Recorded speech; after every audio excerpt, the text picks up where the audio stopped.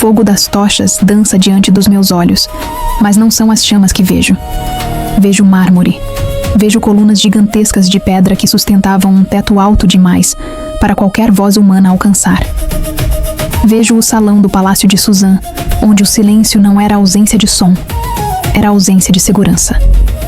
Meu nome era Hadassa antes de ser Esther. Eu não nasci para usar coroa. Eu nasci entre exilados, entre um povo que aprendeu a sobreviver longe da própria terra. Cresci ouvindo histórias sobre Jerusalém, sobre o templo que já não existia como antes, sobre promessas que pareciam suspensas no ar. Meu primo Mardoqueu me criou ensinando prudência, porque viver sob o Império Persa significava entender que identidade podia ser perigo. Quando os oficiais do rei vieram buscar jovens para o palácio, não perguntaram quem queria ir. Eles apenas levaram. Era assim que o império funcionava. O rei não cortejava. Ele requisitava. Não era romance, era política. O trono precisava de estabilidade depois que Vashti desapareceu da história por ousar dizer não. E no império de Xerxes, dizer não era uma ameaça maior do que uma espada. Eu fui levada para dentro de um sistema que transformava mulheres em peças diplomáticas. 12 meses de preparação, óleo de mirra, perfumes importados, dietas específicas, instruções sobre postura, olhar, silêncio. Cada detalhe era ensaiado, porque diante do rei não se improvisava. A noite com ele não era encontro, era avaliação.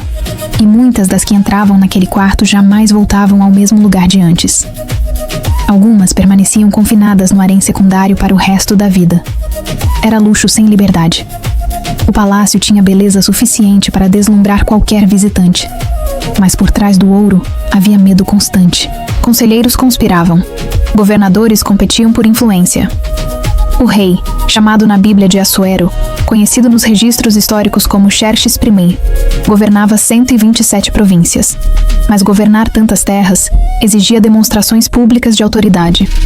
Ele era filho de Dário, herdeiro de um império que não podia parecer fraco. Depois da campanha contra a Grécia, depois das derrotas que mancharam seu orgulho, ele precisava reafirmar domínio.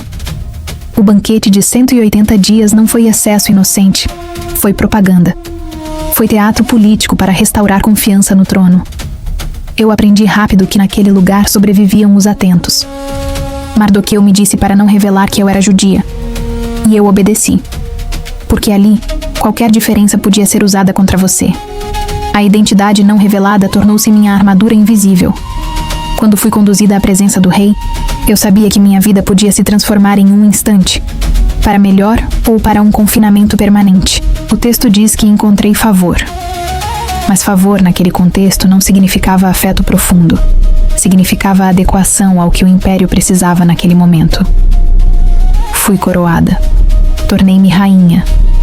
Mas uma rainha dentro de um sistema onde a palavra final nunca era minha. Enquanto eu aprendia a me mover entre colunas e protocolos, um homem crescia no palácio. Ramã, filho de Hamedata, Agagita. Ele entendia o funcionamento do poder. Sabia que proximidade com o rei significava autoridade. Quando recebeu posição elevada, exigiu que todos se curvassem. E quando Mardoqueu não se curvou, não porque buscasse confronto, mas porque sua consciência não permitia, o orgulho de Amã se transformou em algo maior do que ofensa pessoal. Ele não quis apenas punir um homem, ele quis eliminar um povo. Apresentou ao rei uma proposta estratégica. Há um povo espalhado pelo império cujas leis são diferentes. Diferentes. A palavra mais perigosa dentro de um império que exige uniformidade. Ele ofereceu dinheiro ao tesouro real. Transformou o preconceito em argumento administrativo. E o rei fez o que muitas vezes fazia. Tirou o anel da mão e entregou à autoridade. Não investigou profundamente.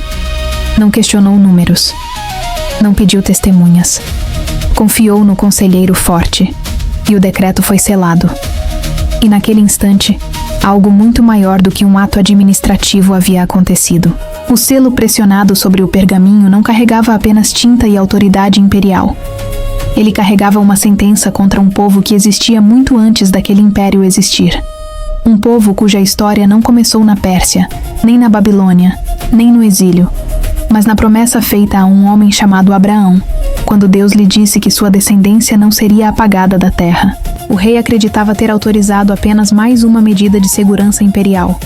Para ele, tratava-se de manter a ordem, de eliminar o que parecia diferença perigosa dentro de um sistema que dependia de uniformidade. Mas o que fora selado naquela sala de mármore era mais do que política. Era uma ameaça contra a continuidade da aliança. Porque os judeus espalhados pelas 127 províncias não eram apenas cidadãos do império. Eles eram portadores de uma promessa. E se aquele decreto fosse executado, não seria apenas uma vitória de Ramã. Seria uma tentativa de silenciar a história da redenção antes que ela pudesse florescer. E é aqui que o silêncio do texto se torna ensurdecedor. O nome de Deus não aparece no livro de Ester. Nenhuma oração é registrada publicamente naquele momento. Nenhum profeta surge para confrontar o rei. Nenhum milagre rasga o céu. Mas enquanto os mensageiros partiam a galope pelas estradas reais, levando o decreto às províncias, havia algo que o selo do rei não controlava: a fidelidade do Deus de Israel. Porque ele já havia prometido preservar seu povo. Já havia sustentado Israel no Egito, quando parecia impossível escapar. Já havia atravessado o deserto com uma geração inteira. Já havia preservado remanescentes na Babilônia. O exílio não cancelou a aliança. E agora, mesmo dentro do coração do maior império do mundo, a promessa continuava viva, invisível, mas ativa. O rei podia controlar o anel, mas não podia controlar a noite. Não podia controlar o momento exato em que sua consciência seria inquietada. Não podia impedir que um registro antigo fosse aberto na hora precisa. Não podia prever que a mulher sentada em seu próprio trono carregava a identidade que o decreto havia condenado. E enquanto ele se assentava para beber com Amã, acreditando que havia resolvido um problema administrativo, o céu já havia começado a mover detalhes pequenos demais para parecerem milagres, mas precisos demais para serem coincidência. Porque a história não estava sendo escrita apenas pelo palácio. Ela estava sendo preservada pela promessa. As cartas saíram para as províncias. Data marcada. Extermínio autorizado. Saque permitido. E o texto diz algo que sempre ecoou em mim. O rei e Amã se assentaram para beber. Enquanto o império celebrava decisões administrativas, meu povo vestia pano de saco. Quando Mardoqueu enviou a mensagem perguntando se eu imaginava escapar por estar no palácio, eu senti o peso da realidade. A coroa não me isolava do decreto, apenas me posicionava diante da responsabilidade. Ele disse que talvez eu tivesse chegado ao trono para um tempo como aquele. Talvez. Não havia garantia, havia possibilidade. Mas havia uma lei que não podia ser ignorada. Qualquer pessoa que entrasse na presença do rei sem ser chamada poderia morrer. O cetro precisava ser estendido. Sem ele, o silêncio significava execução. Eu poderia ter permanecido quieta. Poderia ter esperado que o tempo resolvesse. Mas o tempo estava marcado por uma data de morte. Então eu disse as palavras que ainda ecoam na festa de Purim. Se eu perecer, pereci.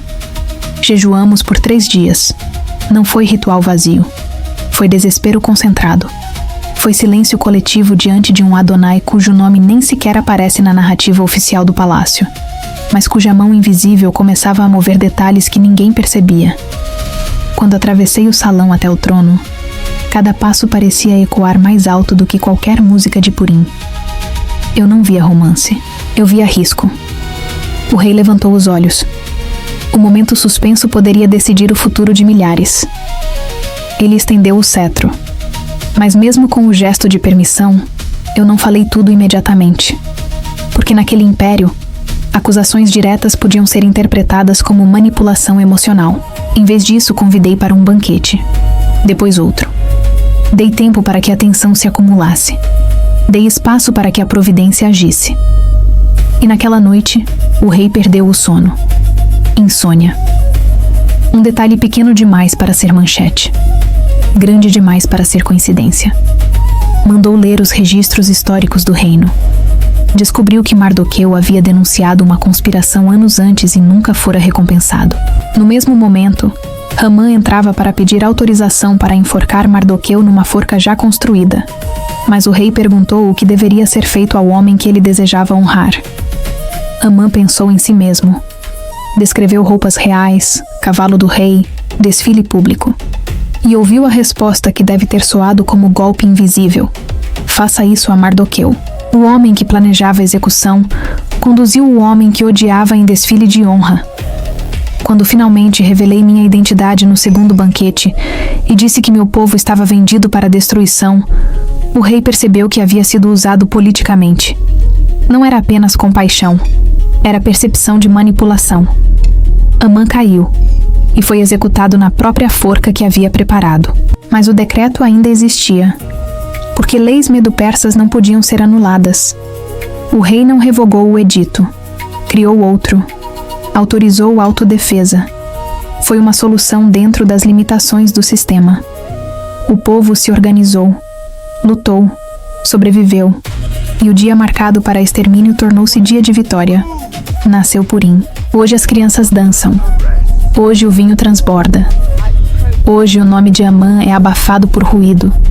Mas por trás da alegria, existe a memória de que tudo começou com um decreto assinado por um rei impulsivo, dentro de um império que acreditava controlar o destino.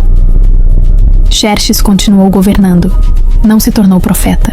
Continuou sendo imperador até ser assassinado anos depois por conspiração interna. O império seguiu seu curso. Mas naquela janela específica da história, dentro de um sistema brutal, uma mulher exilada navegou política, medo e estratégia para preservar seu povo. E talvez essa seja a verdade mais profunda que Purim celebra. Nem sempre Deus remove o império. Às vezes ele posiciona alguém dentro dele. Nem sempre ele transforma o rei. Às vezes ele usa as falhas do rei para expor o plano maior. A música de Purim sobe novamente. As crianças giram. O fogo continua aceso, mas cada vez que o nome de Amã é apagado pelo som das matracas, há um lembrete silencioso de que a história poderia ter terminado diferente. E a pergunta que atravessa os séculos permanece. Se você estivesse dentro do palácio, se tivesse acesso, mas não segurança, se falar significasse arriscar tudo, você permaneceria em silêncio ou atravessaria o salão, mesmo sem saber se o cetro seria estendido?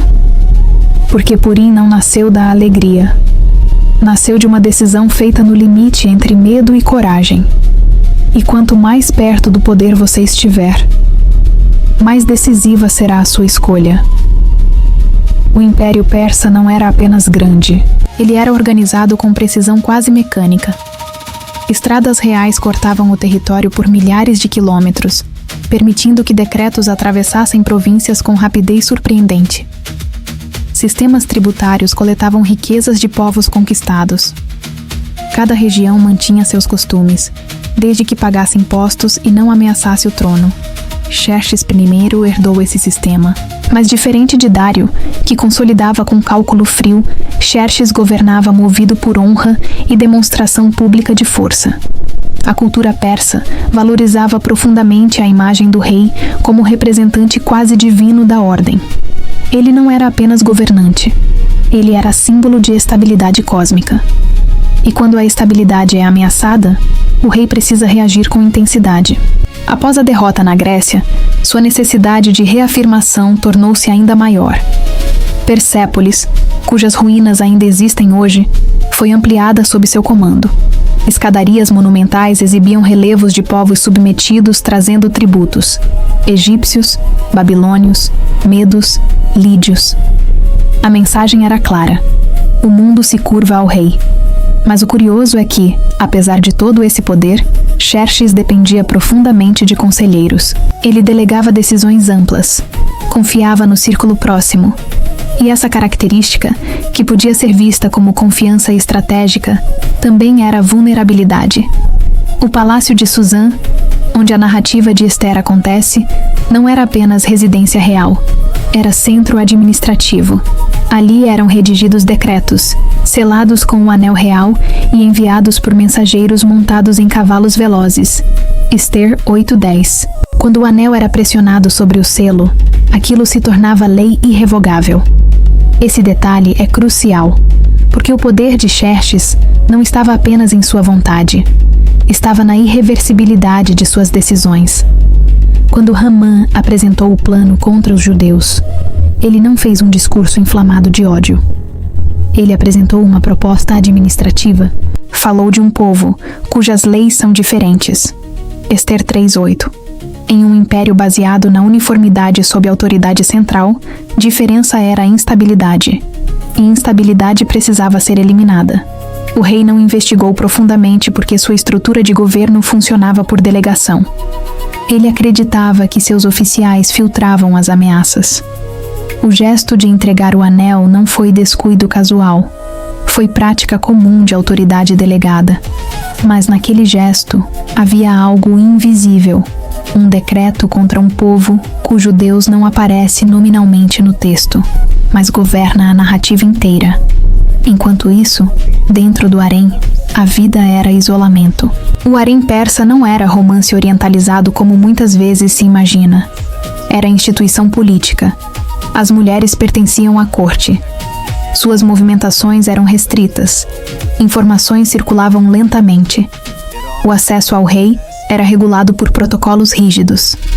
Ester, agora rainha, ainda vivia dentro dessas limitações. Sua posição dava influência potencial, mas não liberdade absoluta. Ela não podia simplesmente convocar o rei para uma conversa privada sobre política étnica. O protocolo definia tudo, e é aqui que sua inteligência estratégica aparece. Ela não confronta diretamente. Ela convida. O banquete na cultura persa era espaço de negociação. Era ambiente onde decisões podiam amadurecer sem parecer imposição. O primeiro banquete cria curiosidade. O segundo cria expectativa. O tempo entre eles permite que o episódio da insônia aconteça. E aqui entramos num ponto que historiadores analisam com interesse: a leitura dos registros reais. O Império Persa mantinha arquivos detalhados. Descobertas arqueológicas mostram que os persas eram administradores meticulosos. Relatórios eram preservados, conspirações registradas, recompensas anotadas. Quando o rei ordena que leiam os registros, Ester 6:1, ele está agindo dentro de um sistema burocrático real e documentado.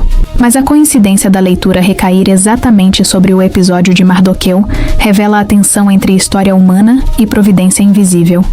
Xerxes era supersticioso. Muitos reis antigos eram.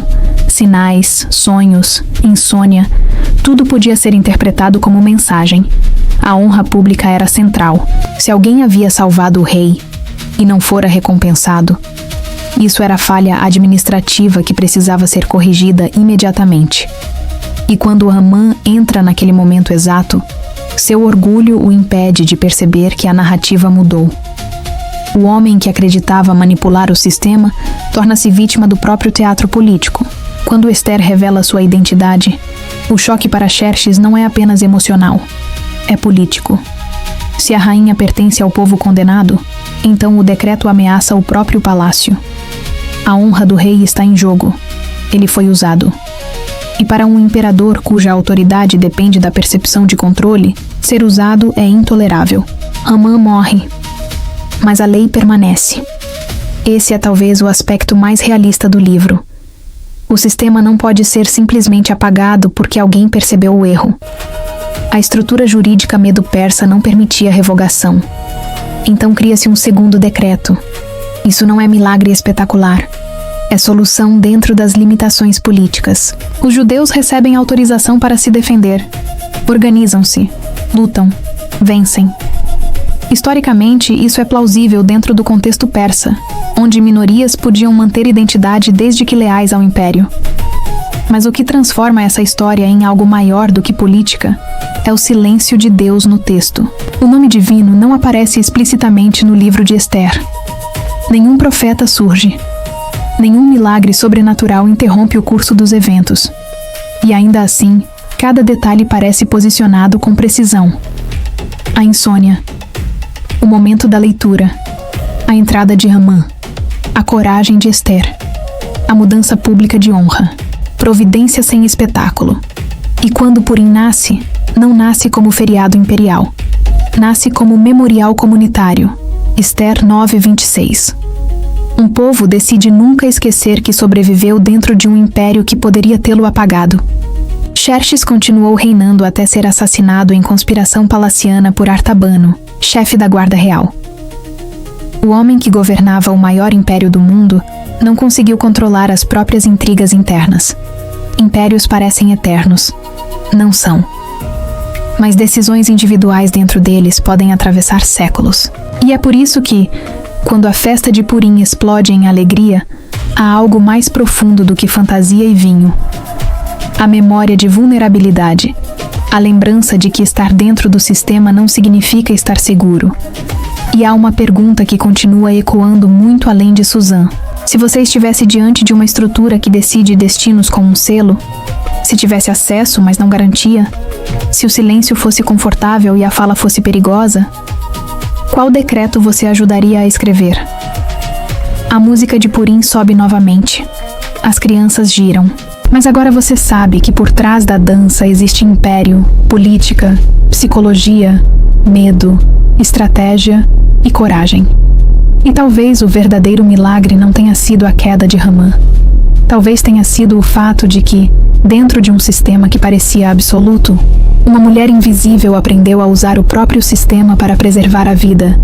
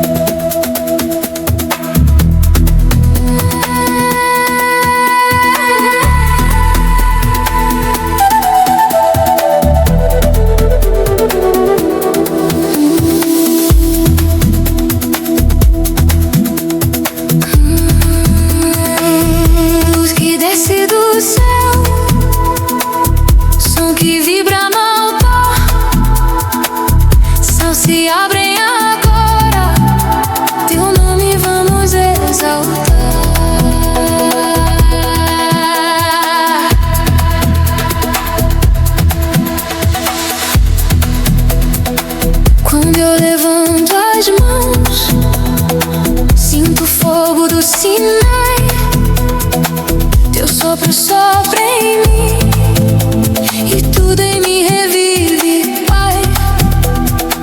Teu trono é minha direção, tua voz é como o mar. O universo inteiro canta, começa a declarar: Santo, Santo, Santo é o Rei. Toda a criação proclama. Baruch atah Adonai, bendito é o teu nome, Pai, Rei dos céus e da terra, pra sempre reinarás. Baruch atah Adonai, minha alma dança na tua luz. O som do céu me envolve, eu sou teu Yeshua.